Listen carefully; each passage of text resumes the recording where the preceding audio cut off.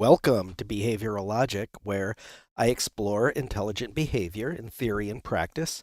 I'm Chris, and today I want to go through a collection of definitions of intelligence. This is a paper published in 2007 by Shane Legg and Marcus Hutter, and it begins. Uh, Despite a long history of research and debate, there is still no standard definition of intelligence. I mean, okay. Uh, it, this was almost 20 years ago, and I don't think anything's changed. Uh, Whether we're struggling finding a good definition, or maybe we already have a good definition, but we just can't get everybody to agree on it. I'm not sure what the problem is. Either way, a good place to start would be taking a survey of all current competing definitions to assess where we're at. Shane Legg was a co-founder of DeepMind Technologies, and Marcus Hutter was his thesis advisor in graduate school. DeepMind was eventually sold to Google, where they now both work. Their paper did a really nice job of collecting over 70 definitions from dictionary psychologists and AI researchers, including themselves. They added their own definition, and I think they earned it. But they didn't really comment on any of them. They never they never took a look and said, compare and contrast it. Which ones are kind of saying the same thing? Which ones are really out there? Which ones do we think are high quality? Which are low quality? They they presented them without comment. But I'd like to fix that. Today, I am going to go through each and every one of them. I'll be looking at similarities and differences and comparing them against a rubric of what I think a good definition requires. Though though I there's over 70 definitions, and I don't want this to take 6 hours, so I will probably just do half. And if it looks like we're making good time, maybe I'll try all of them. But if not, this is probably going to be a two-parter. We'll see how long it takes. So first, I want to talk about what I believe the characteristics of all good definitions should be. And any definition, in my opinion, should be unambiguous. So basically, this means that definitions should only use words that are also well defined with a commonly agreed upon meaning. There isn't a lot of value in saying something like intelligence is the ability to think unless you have specified what thinking is, too. And and then when you go to look up thinking, it says a quality of intelligent beings.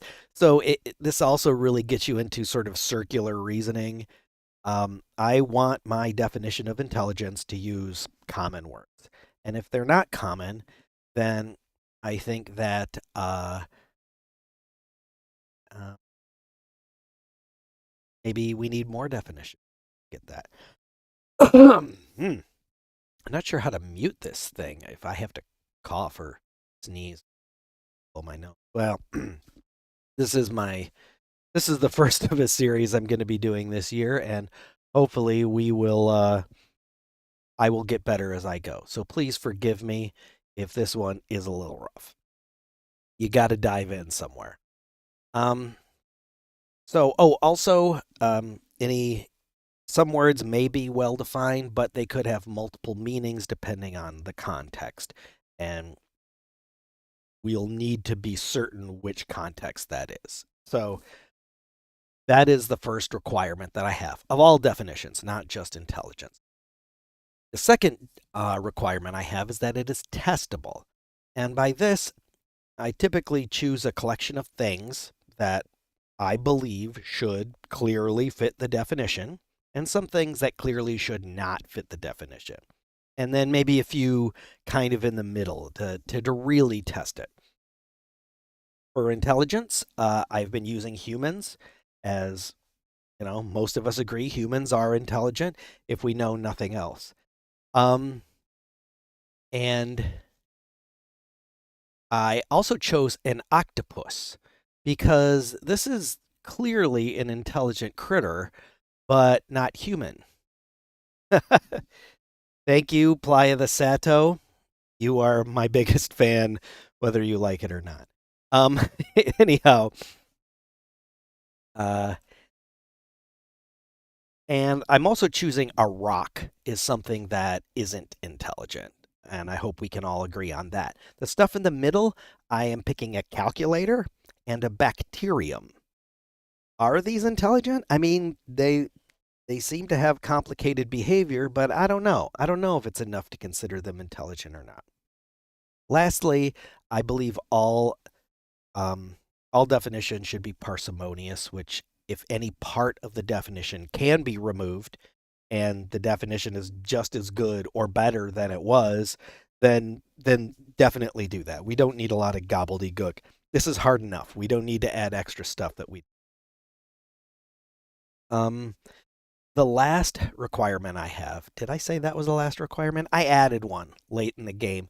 And this is I see a lot of definitions be more descriptive than definitive. And I think I added this because this should probably be caught during testing. I don't think it needs something extra, but it's so important. And I see it so much that I really want to come right out and be explicit about it. So, um, where am I? So it's sometimes quicker to check if the definition merely mentions one or two properties of intelligence, but is not an exhaustive list of all the properties of intelligence. So good descriptions are valuable and can be. So, I mean, just because it's descriptive, not definitive, doesn't mean that there isn't anything there to be taken and learned. Doesn't mean it's wrong. We can combine it with other descriptions and maybe come up with a comprehensive definition, but on their own, they are insufficient to create a proper definition. And I'll give you an example of talking about. I have a cat, is small and gray and furry, and that is accurate. I could grab them somewhere and prove it to you if you don't believe me.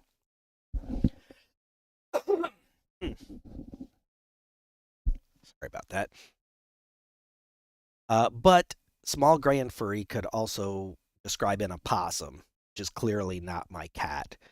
It's called a false positive for the definition, where I'm describing my cat, but I'm not defining my cat.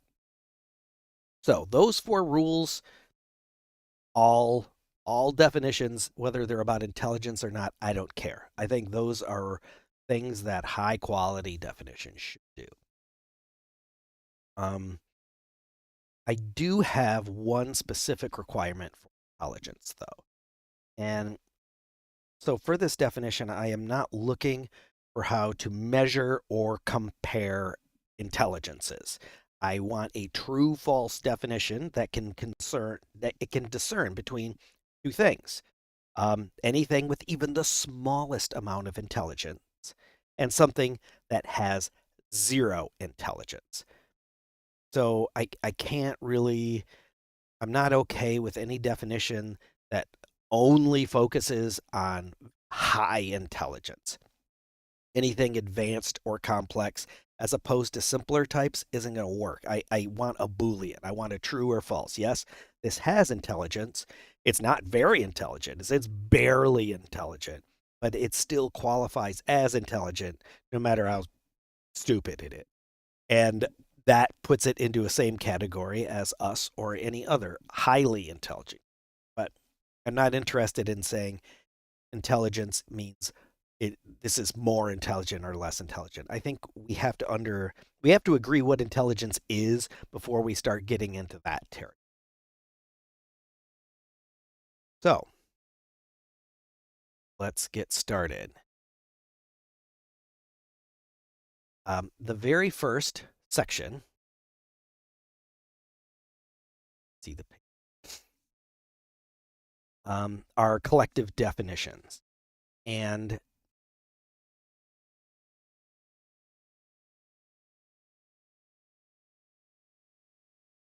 okay, uh,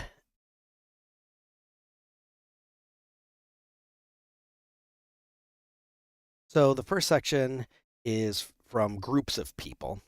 So I haven't really bothered to check into the sources. Almost all of them are dictionaries. So and they will be listed right there in them. But later on, when we get definitions from specific psychologists or AI researchers, then we'll talk about those people, what deal was, what papers came from, dig into it further.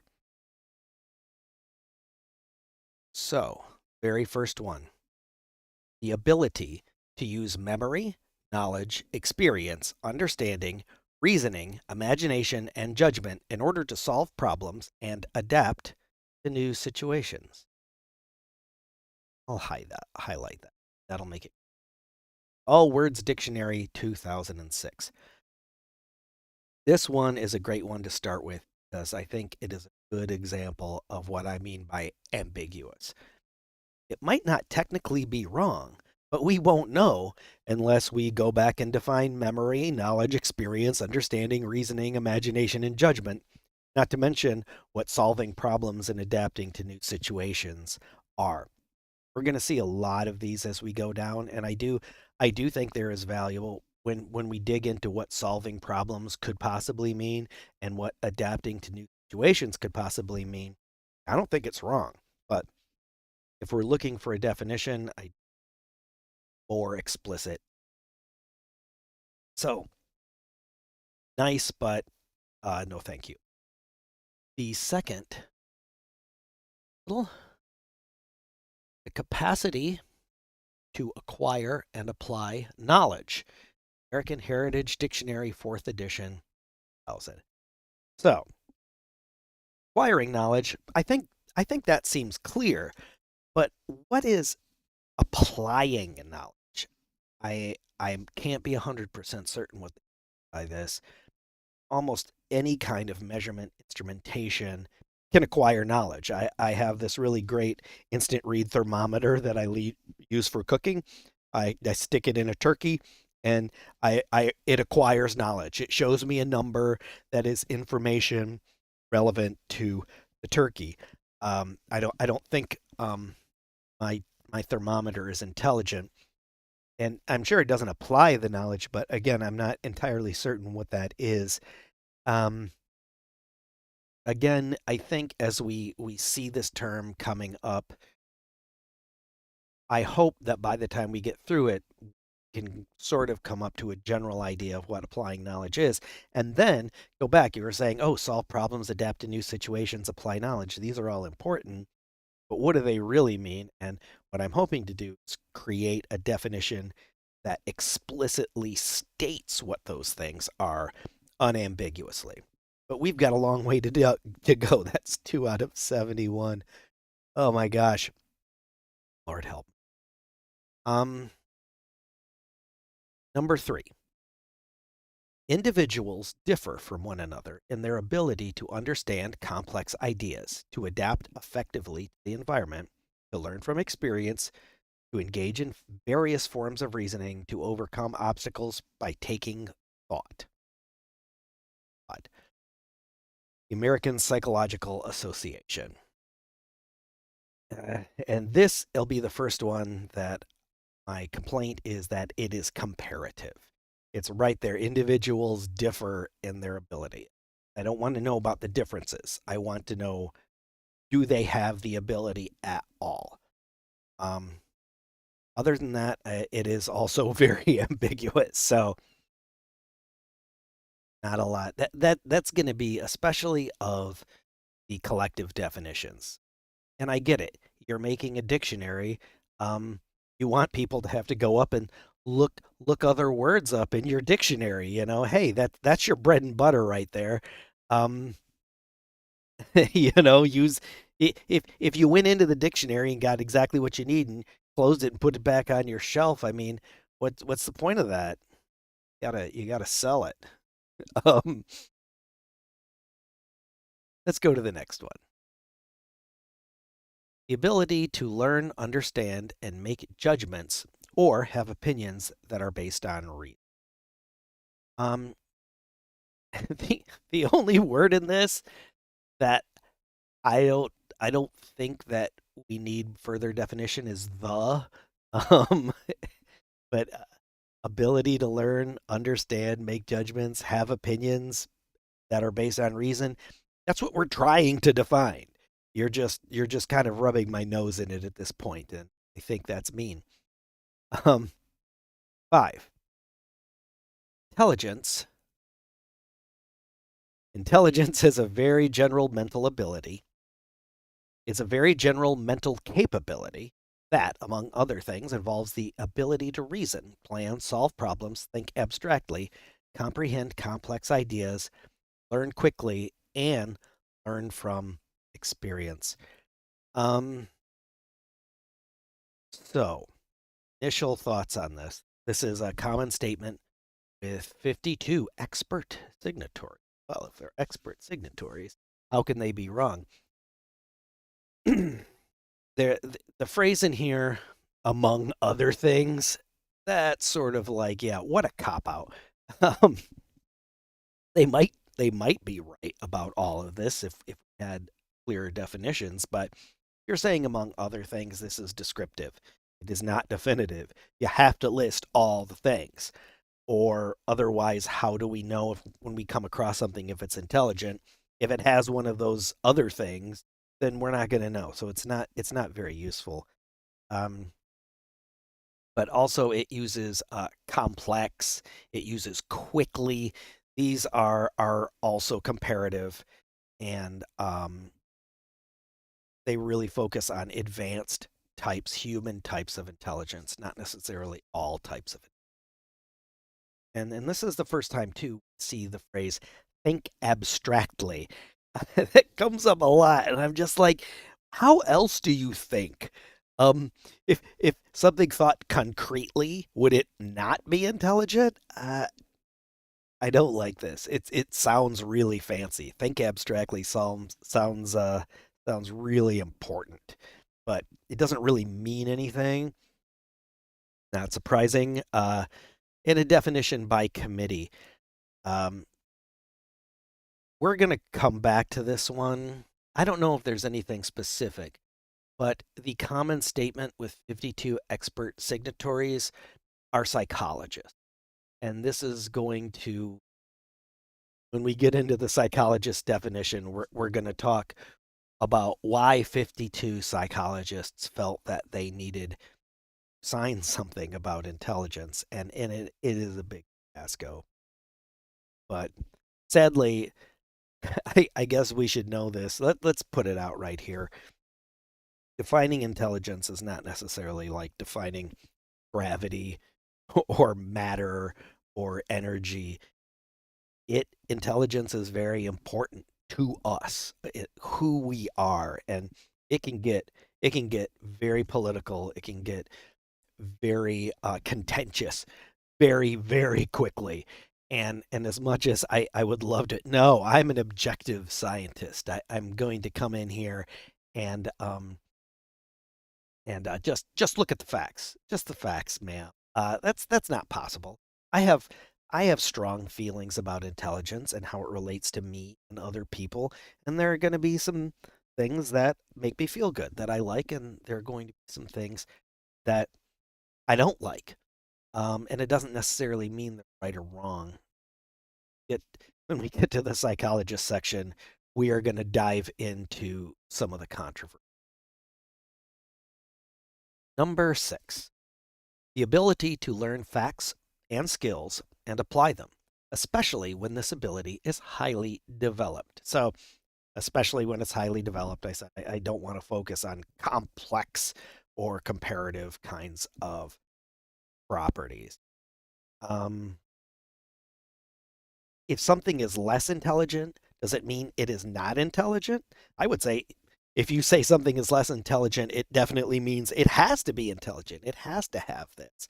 So comparing them doesn't bring a lot of value unless maybe there's some arbitrary cutoff where if you have the smallest amount of intelligence, it you're not intelligent. You don't get it anymore. It's on a big gradient, and we're gonna say above this is smart and below it is dumb. I don't think we're quite there yet. I think we need to dig into number 7 from the collective definitions from the Encyclopedia Britannica 2006. It states ability to adapt effectively to the environment, either by making a change in oneself or by changing the environment or finding a new one. Intelligence is not a single mental process, but rather a combination of many mental processes directed toward effective adaptation to the environment.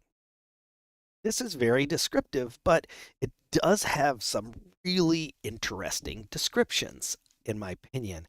Um, I really like the changing oneself or the environment. I haven't seen that. We haven't seen it so far, anything like that in definitions, and that is really explicit. And I don't know. That speaks to me. I would call. I use a term for changing oneself or the environment. I call it an action, and this is also when you start seeing similar phrases that mean similar things, I'm going to try to simplify them. So we're going to say take an action. And but yeah, saying an action is a change in oneself or the environment. Spot on. Yeah, that's right. Um does a thing need the ability to change its environment in order to be considered intelligent? If an intelligence cannot take any actions, it's intelligence. And I think it is, but I can also see arguments against it. So, but that that is a very interesting. That is probably my favorite definition so far. Good job, Encyclopedia Britannica. Oh, how we miss you. Number 8. Scroll a little at home. The general mental ability involved in calculating, reasoning, perceiving relationships and analogies, learning quickly, storing and retrieving information, using language fluently, classifying, generalizing, and adjusting to new situations. Columbia Encyclopedia, 6th edition, 2006. So this is entirely passes the buck to other ill-defined words. Interesting, but too ambiguous. 0%. You fail. Number 9, capacity for learning, reasoning, understanding, and similar forms of mental activity. Aptitude in grasping truths, relationships, facts, meanings, etc. Random House Unabridged Dictionary, 2006. Passing the buck. Ambiguous definitions. 10, the ability to learn, understand, and think about things. Okay, also not really telling us anything clearly, just passing it to other equally ambiguous terms. 11, the ability to learn or understand or to deal with new or trying situations. The skilled use of reason, the ability to apply. Oh, there's Gray Kitty. See, I told you. The ability to apply knowledge to manipulate one's environment or to think abstractly as measured by objective criteria as tests. Merriam-Webster Online Dictionary, 2006.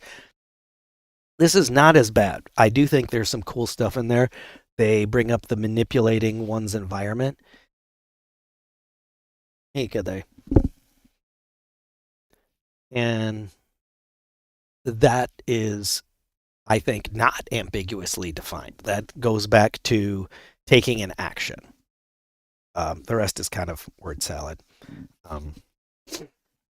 12, the ability to acquire and apply knowledge and skills, not technically wrong. We still don't know what apply knowledge is. That came up earlier, and maybe we'll figure that out by the time we get to the end. Number 13, the ability to adapt to the environment. Yeah, except doesn't natural selection work to have living things adapt to the environment? So does that mean that evolution by natural selection is in fact intelligent? I don't know about that. I don't think I would consider evolution a form of intelligence. Maybe I don't know. I'll have to think about that one. But that is odd. That is a bit of an odd man out. Number 14.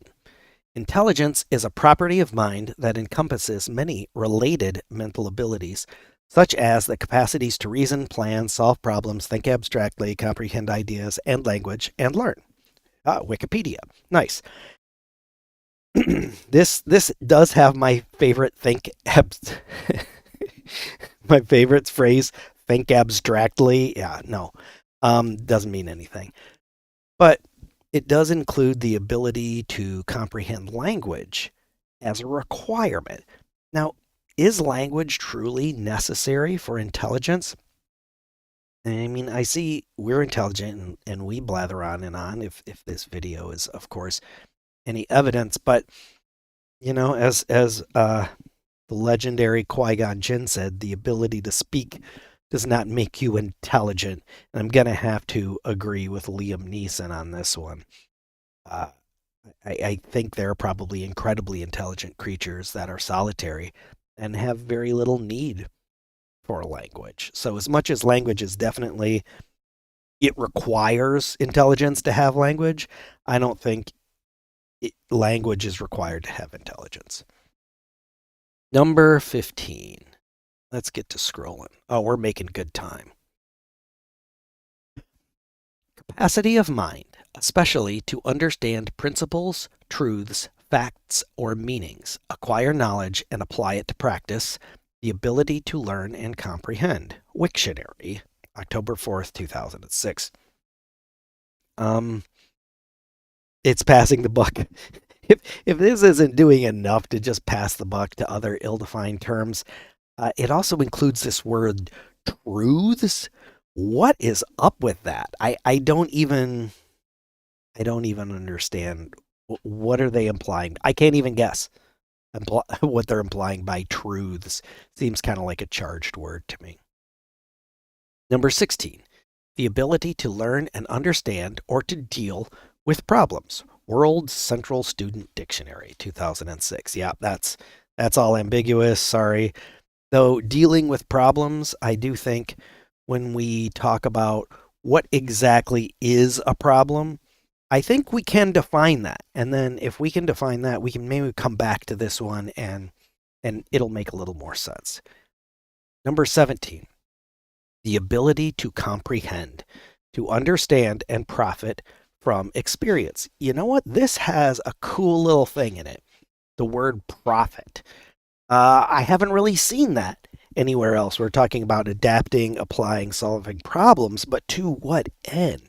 And this says, it benefits itself. And nothing else has mentioned that yet, which is weird because I feel like the entire point of intelligence is to take actions that are beneficial to you. But I don't know, maybe not. I do like it though. And profit is a very clear, easily understood word. There's no ambiguity there. And the last collective definition from Wordsmith Dictionary, 2006, is the capacity to learn, reason, and understand. Learn, reason, understand. Define those, please. And then maybe we'll get somewhere. Okay. Well, we have over 50 more to go, and we're just starting the psychologist definitions.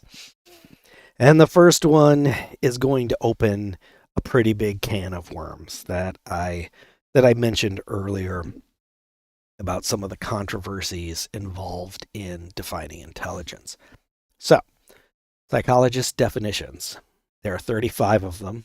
And the first one is intelligence is not a single unitary ability, but rather a composite of several functions.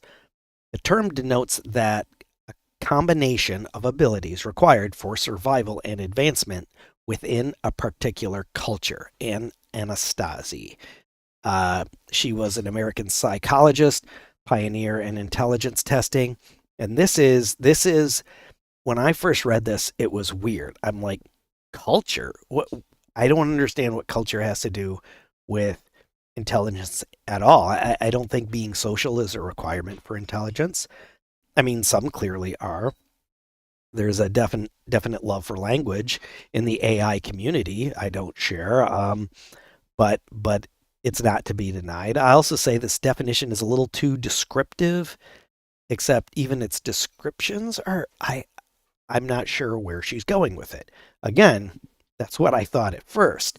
But as I dug into psychology a little more, um, I discovered this rift, and the wording that she is using is very specific to a certain camp of people involved around psychometrics intelligence testing. So I think I need to back up. Let me just give you a really quick description of those two camps. So over 100 years ago, we're talking about early 20th century, eugenics and racism were really popular in the United States. I mean, they still are, but they were popular too. Though the events of World War II definitely made the ideas of eugenics and racism less popular. Uh, and so, but still, it's still here and it was there. So this is really what formed the two distinct camps. I don't know if they ever gave themselves official names, but one I'm going to call the woke camp and one the racist camp.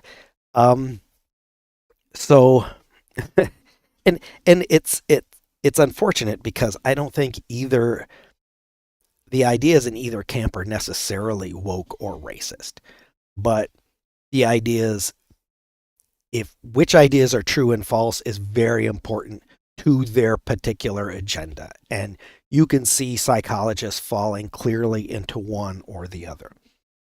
Um, so let's go back. Let's go back and take a look at. Well, okay. Let me tell you what those are. So, um, the racists needed three things to be true to support their own political agenda of eugenics. Typically, at that time, it was eugenics. And they were not shy about it. They did not hide it. I'm not slandering anybody by calling them a eugenicist.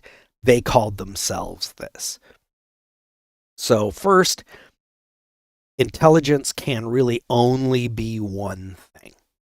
It can't be, you can't have all this intelligence relativism. There is one type of intelligence, you got it or you don't.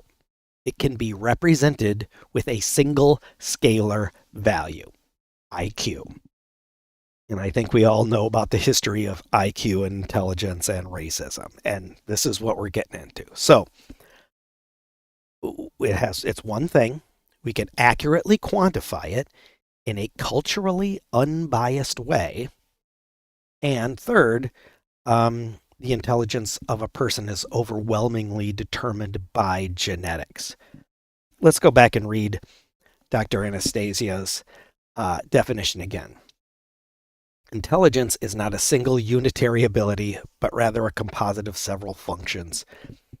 First one, intelligence is not one thing. It is many things. That is what she means by that. The term denotes that a combination of abilities required for survival and advancement within a particular culture. This is talking about culturally biased IQ tests. And as we go through these psychological definitions, not all of them are going to stand out like this, but it's something that we need to be aware of when you look at psychologists, what their work was and where they sat in kind of this political spectrum. And unfortunately, it does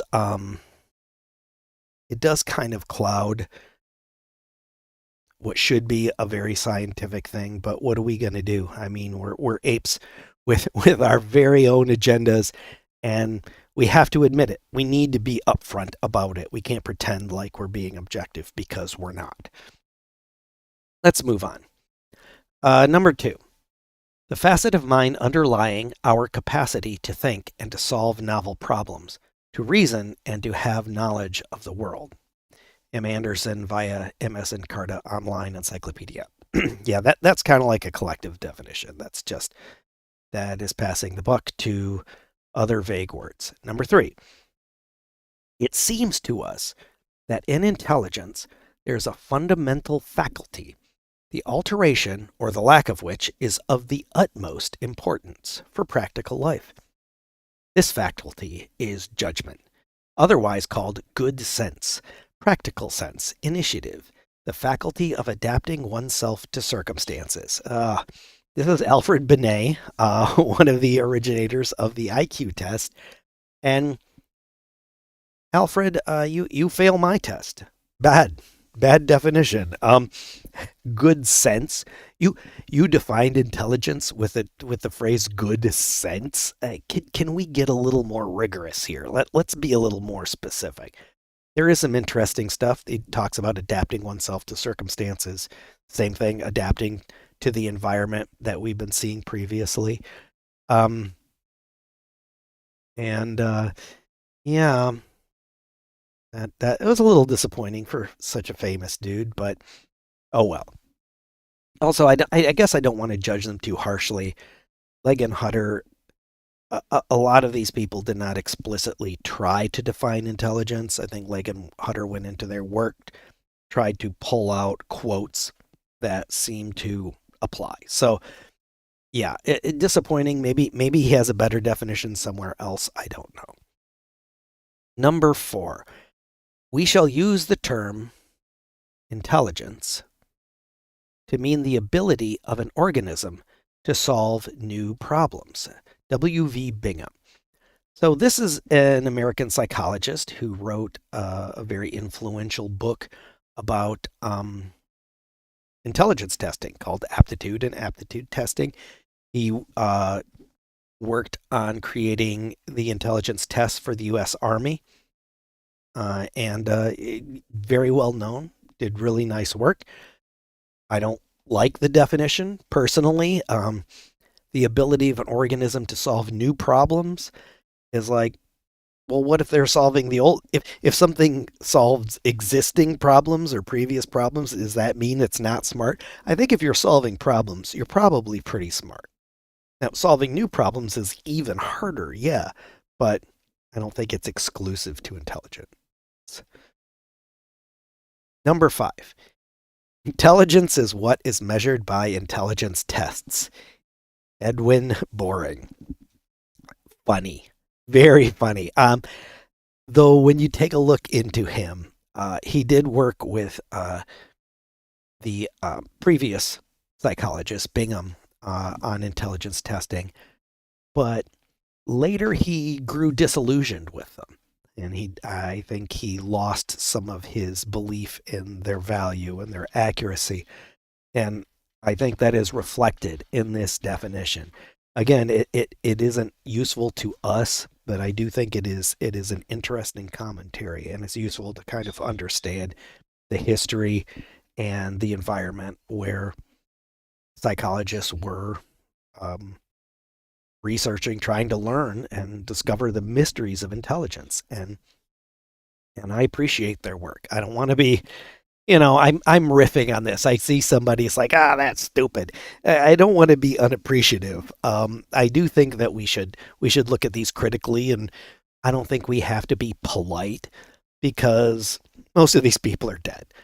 And especially the old psychologists, if they are alive right now, I want to say sorry. You did great work, and I appreciate it. but I do just sort of want to riff on this, and sorry if I mean. Um,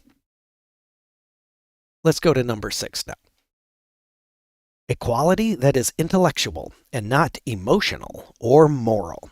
In measuring it, we try to rule out the effects of the child's zeal, interest, industry, and the like. Secondly, it denotes a general capacity, a capacity that enters into everything the child says or does or thinks, and any want of intelligence will therefore be revealed to some degree in almost all that he attempts. Cyril Burt. Um, well, you could tell what this guy was working on. He was working on intelligence testing in children and education. You see a lot of early education, and intelligence testing is really important, especially in early education where you want to make sure to identify students with higher or lower aptitude so that you can teach them as well as possible. And I think that is good stuff. Um, he did he was part of the racist camp and studied the heritability of genetics, and it was involved in a bit of a scandal after he died. Apparently, he had attempted to destroy all of his data, and then there were calls about maybe he falsified some of it.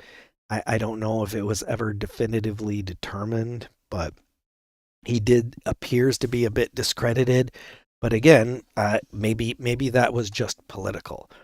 Um, but we'll see. I do want to mention now too, as long as I'm back into the politics of the woke versus the racist, it's amazing how little things have changed, isn't it? Um, this was 100 years ago, and we're still having the same fights. But anyhow, in the let me scroll back up.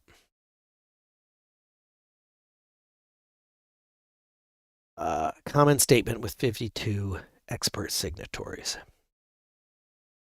This common statement was about the rift, and this statement um, was made in support of a book called The Bell Curve.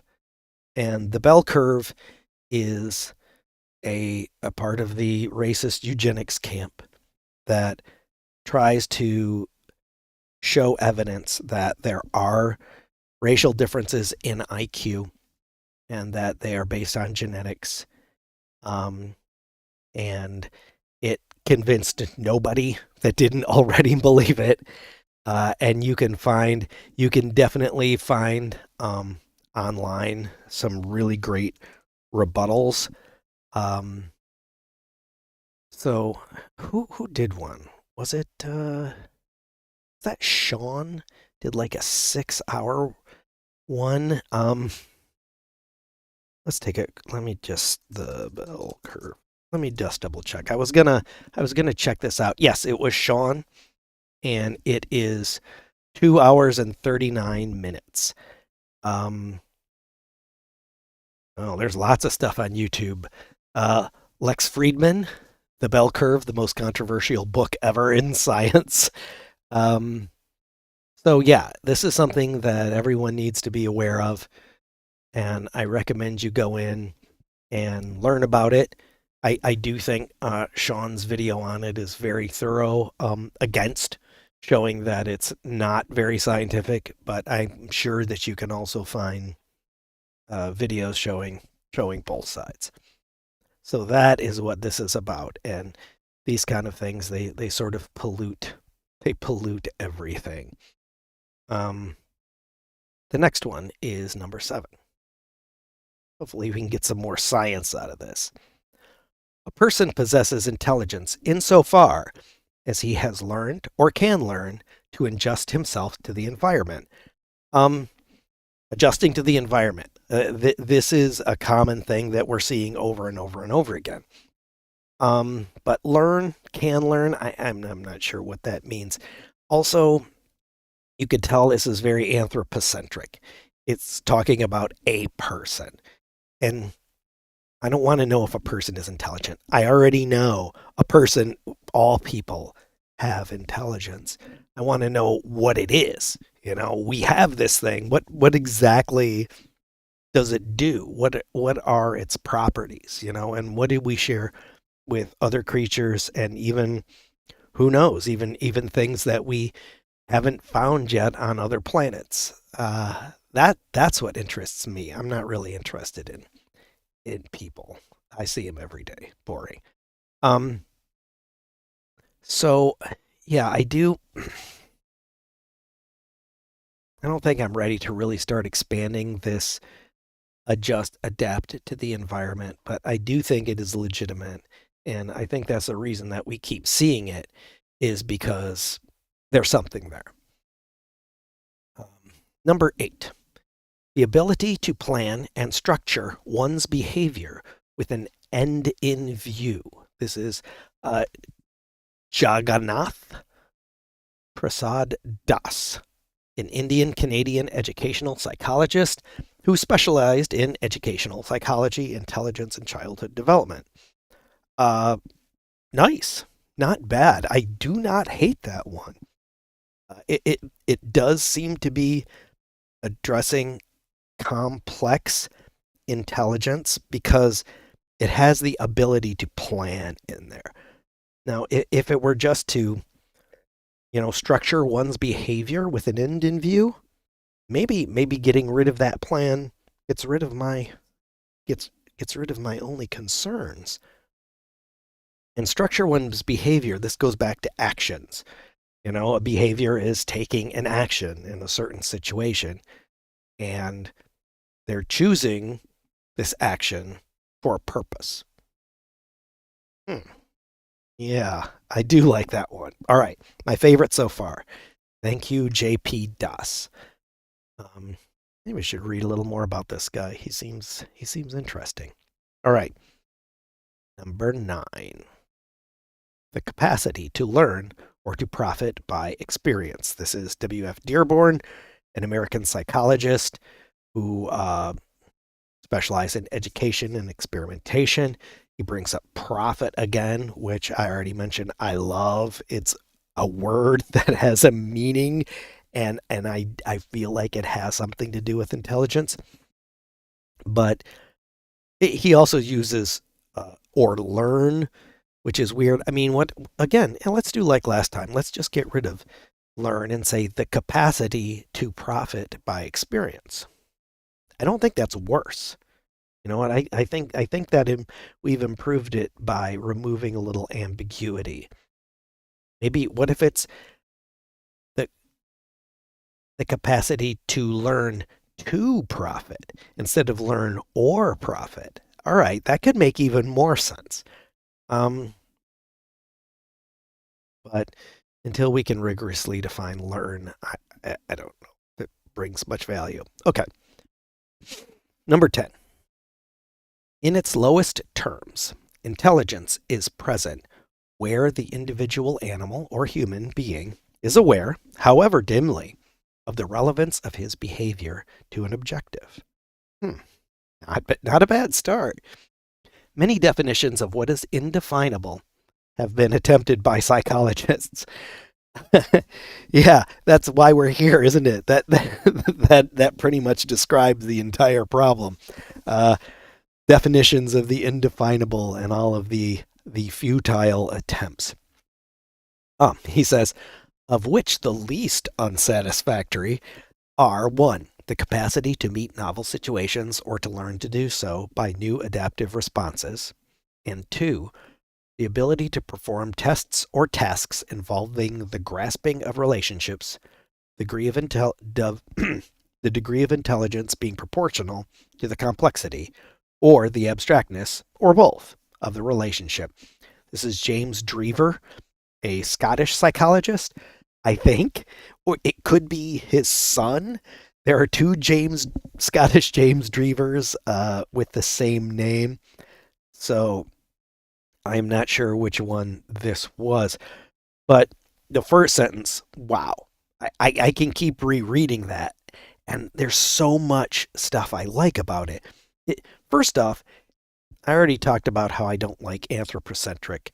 I don't want to talk about how humans are intelligent. I want to talk universal. And bam, the individual animal.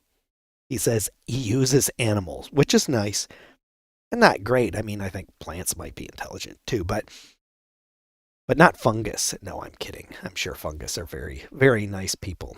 Um, Kede, your butt is in my way. Sit here for a minute. All right. But the other thing, then after that, he says, how aware, however dimly. Aha. See, this is what I've been complaining about the whole time. I don't want to talk about what is more or less aware. He's saying any awareness, no matter how small.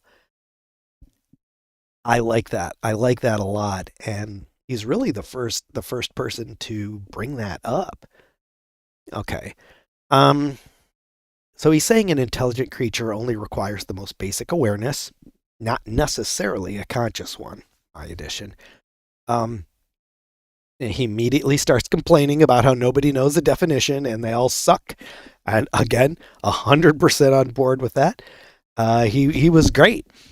It says the first psychology professor in Scotland. Again, I'm not sure which one it is. Unfortunately, his least unsatisfactory, I find a bit unsatisfactory. Capacity to meet novel situations. I don't like that. Should any situation, I think you'd be even dumber if you met a situation you've been in before and failed. You have to be able to, I think, the capacity to meet any situations or learn to do so by again, it doesn't have to be new adaptive responses. It could be current adaptive responses. And the other is clearly, we're talking about tasks of relationships. This is very IQ test kind of forward, which is important. IQ tests and intelligence clearly have a lot of overlap. All right, number 11. Intelligence. A. The biological substrate of mental ability. The brain's neuroanatomy and physiology. Intelligence. B. The manifestation of intelligence. A.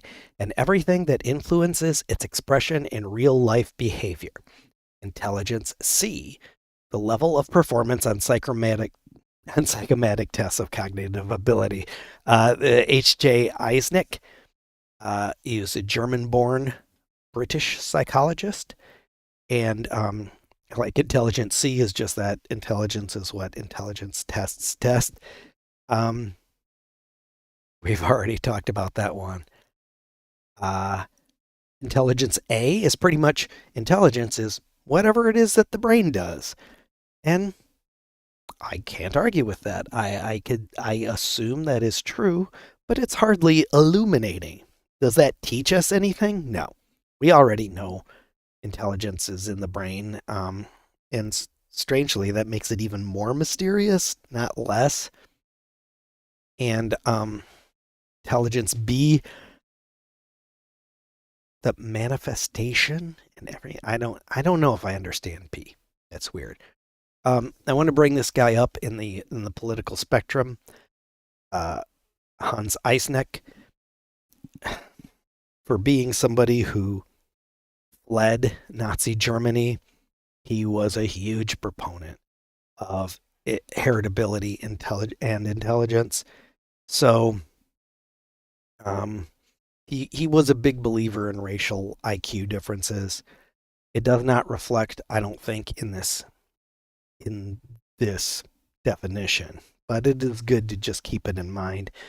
I mean, he does bring up neuroanatomy and physiology, and that might be from that, but I don't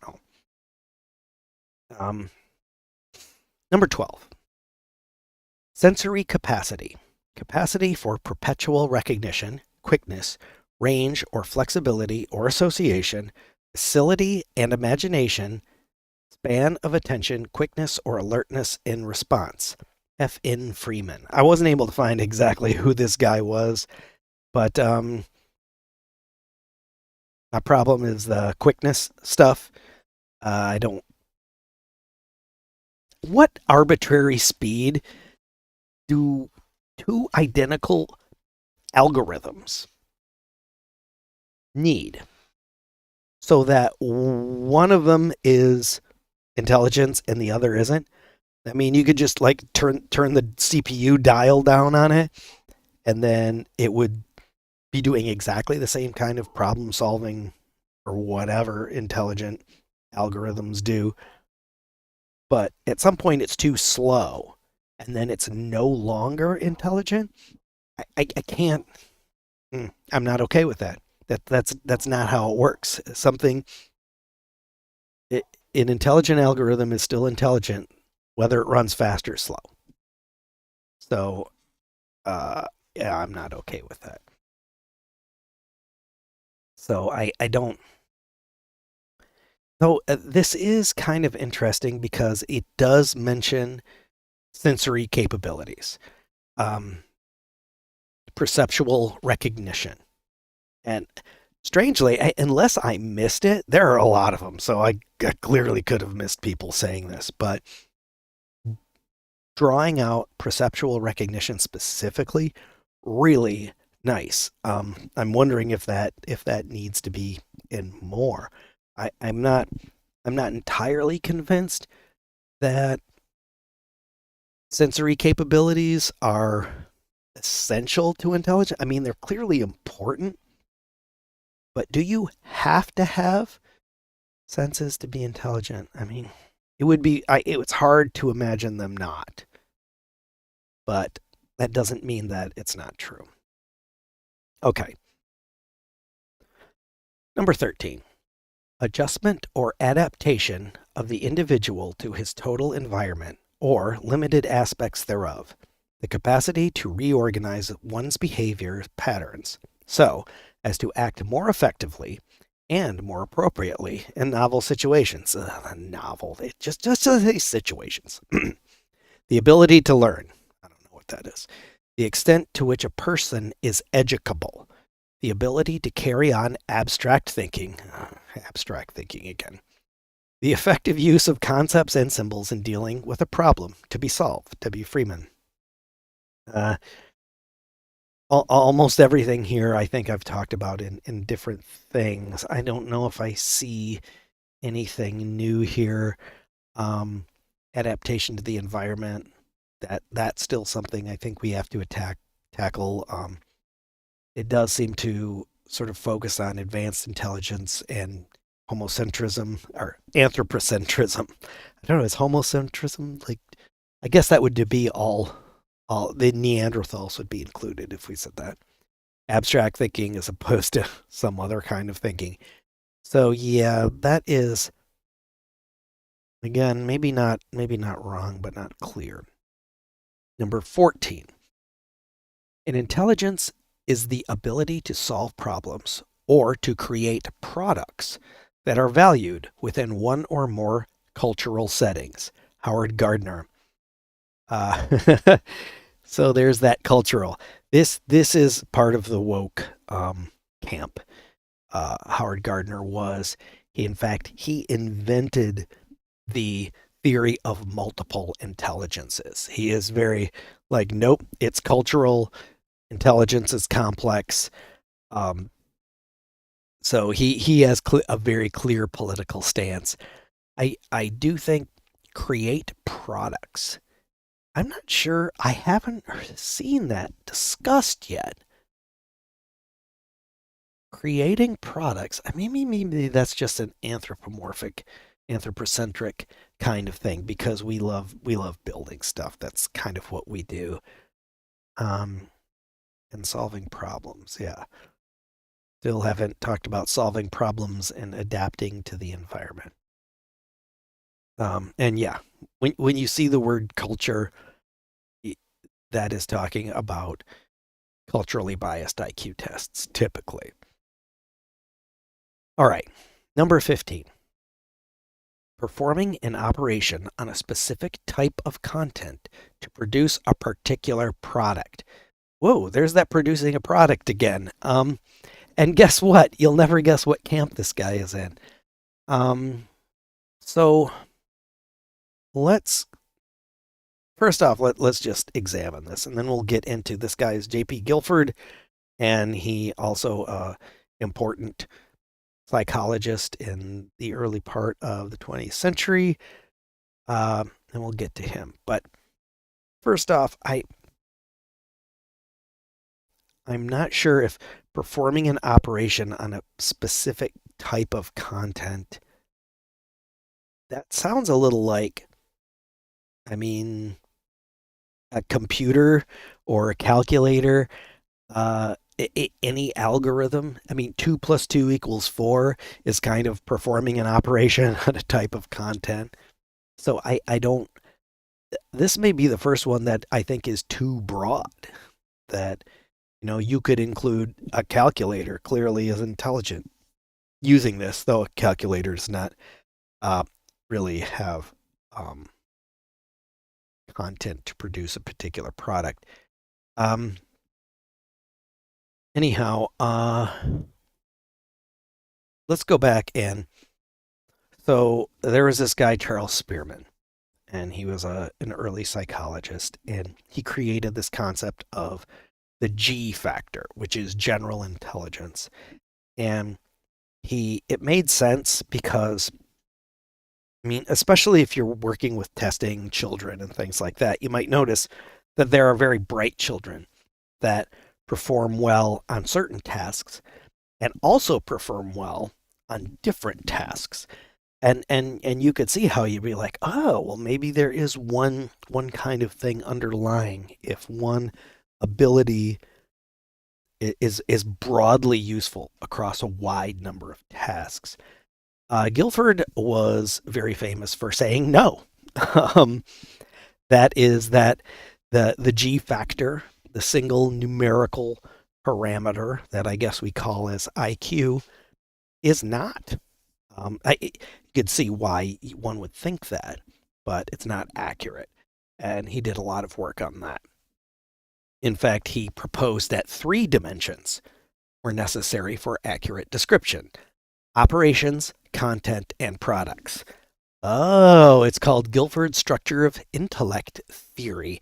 So now when we go back and read his definition, there's performing an operation and a specific type of content to produce a particular product. Okay, these are particular terms that he used in his theory of intellect.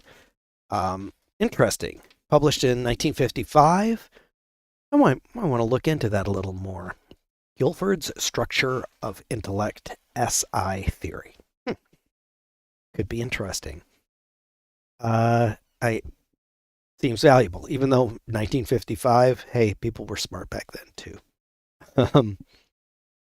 Sadly, this is the first one I think, and I've seen this before too. When people try to define intelligence, they talk about their theory of intelligence, and I don't think you can really theorize on something until you first can define what it is you're even theorizing on. So definitely worth a deeper read. This particular excerpt, I don't think, is a valuable definition of intelligence, unfortunately.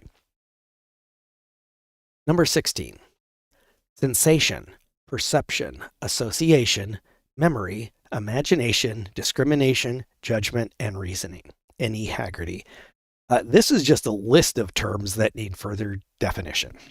So, again, maybe they're all right. I wouldn't know unless I knew what those meant.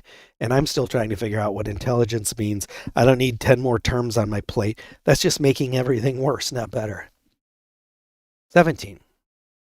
The capacity for knowledge and knowledge possessed. V.A.C. Henman. So, knowledge is something that's come up several times. And when I read knowledge, I instead think information. So if we reread this, the capacity for information and information possessed, that could describe a Post-it with my grocery list on it.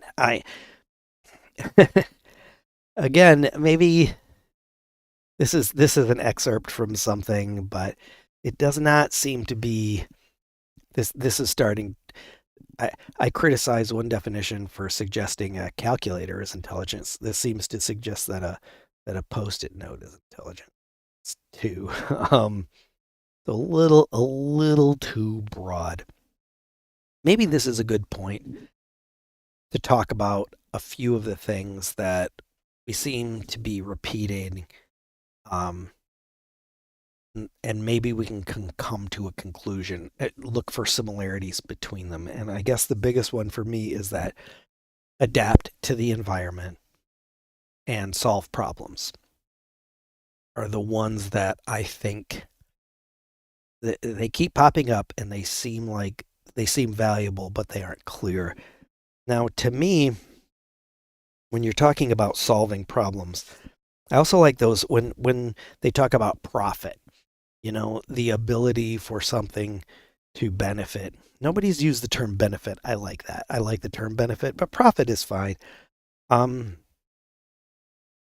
how does one do that? How does one profit? And I'm assuming like, okay, there's food in front of you, and you're like, well, I need that food to I would like to profit from this food to benefit myself by gathering it and digesting it. That way I can become healthy. But there could be obstacles between you and simply taking that food and eating it. And I would call that a problem. Problem is an obstacle sort of between your goal and you. And solving a problem might be figuring out how to remove or move around that obstacle. And I think when I start thinking about problems this way, I'm like, is that what adapt to the environment means?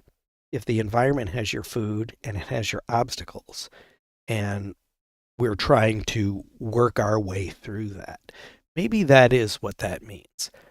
If so, I definitely think they need to be more explicit. I don't think it's impossible to be explicit if you're talking about an environment. I do think maybe an environment is, maybe that is a requirement to have intelligence. Does anything intelligence need an environment? I can't think of how it wouldn't. Um, and then it must need to profit. It must have to have a goal in its environment. What is it attempting to do? And then it must be able to figure out how in the environment to get what they want. And maybe that is what adapting to I'm just kind of musing on this right now. I don't know if it's necessary. I don't know. It's certainly interesting. But I would say if you're out there trying to craft your own definition of intelligence, and you want to use that, delve into it a bit. I'd like to know what people are thinking about it. Um, well, I guess it's been. I need to. I think I'm gonna wrap this up. I'm gonna make this part one. My throat is dry. I'm still kind of figuring out all of the different technological aspects here, and I am halfway through. There are 35 psychological definitions, and that was 17. So next week, Wednesday at about 7, I'll come up and I'll finish the other half of psychology, and then we can get through all of the AI researcher definitions as well. And